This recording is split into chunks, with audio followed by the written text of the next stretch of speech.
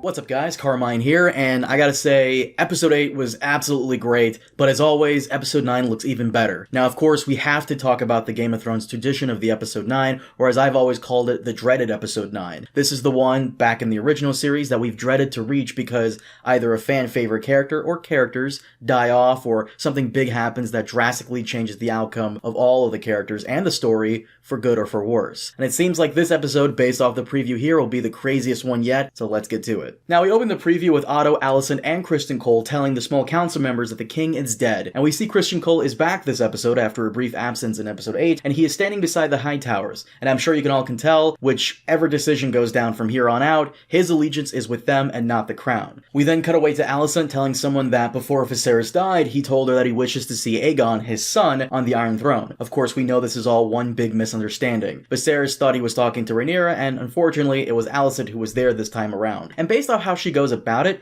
I don't think Alicent is playing stupid here, and she genuinely believed that Viserys' final wish was for Aegon to be king. Though you could argue that Viserys' decision for any succession plans have never wavered in the many years they've all been together, and Alicent knows this, so take from that what you will. In the next scene, we get some of the current lords at the court bending the knee to Otto, who is likely telling them of the plan to seat Aegon on the Iron Throne. He also reveals his plans throughout the entire episode that the door will remain shut, likely referring to either Viserys' room where the body is, or Rhaenys, who seems to be locked in a room somewhere in the Red Keep. Otto here clearly plans on making sure nobody outside the Red Keep knows that the king is dead. In this episode, Rhaenys was correct in that the Hightowers will be the ones to make the first move, and this is how they'll do it. Otto is also thorough that he has all the servants locked in the dungeons so nothing gets out, which is what we see here. We also see him sending one of the Kingsguard out on a mission, and we later see that both of them go out in disguise, most likely to retrieve Alicent's son Aegon. In the books, when Viserys dies, Aegon is outside the Red Keep attending a brawl between some of the peasants in King's Landing. It's likely that Otto's plan here is to send the Kingsguard twin brothers out in disguise to search for him and bring him back to name him king. We also get Larys returning from last week, and like Criston Cole, he too was absent this episode, but apparently he has some information, and we see here what looks like a child with white blonde hair, likely a bastard fathered by Aegon, who we saw in this episode has no regard for who he impregnates. We also see quick shots of a brawl and people on the sidelines yelling at them, likely the place that Prince Aegon is currently located at, and then we see Aemond, who also snuck out of the Red Keep and engages in a sword fight with one of the Kingsguard, who is also in disguise. You can tell it's Aemond based off the color of the cloak here. And speaking of sword fight, we get a tense moment between Lord Commander Harold Westerling and Criston Cole drawing swords on each other. Whatever happened in the small council meeting, the Lord Commander is not having it, and it likely has to do with Lord Beesbury because we can see here on the lower left, he's slumped over. My assumption here is that Lord Beesbury, who we see in the trailer calling the Hightowers' plans treasonous, objects to their plans and is killed. And to wrap up the preview, we see the members of the City Watch in attendance, likely welcoming their new king as Targaryen's musicians blow the trumpets, and the crowd gathering towards the Dragon Pit for the coronation of the new king. We also see here Aegon trying to run away from one of the Kingsguard brothers, and in the books this is somewhat accurate because he doesn't immediately accept usurping Rhaenyra at first, and it appears that he'll try to run away from it here. And we close the preview with a shot of the crown of the first Targaryen king, Aegon the Conqueror. For those of you who are a little confused, it's common that the Targaryens name their kids after previous kings. Alicent named her son Aegon, Rhaenyra did as well, as we find out in this episode, and in Game of Thrones, Lyanna Stark originally gave Jon Snow the name of Aegon before she died. But guys, that is it for today. Thank you so much for watching. Of course, definitely let me know what you thought of this episode, and also be sure to tell me what you're most excited for going forward for episode 9, and of course, hit that like button and subscribe if you haven't already. It helps out the channel.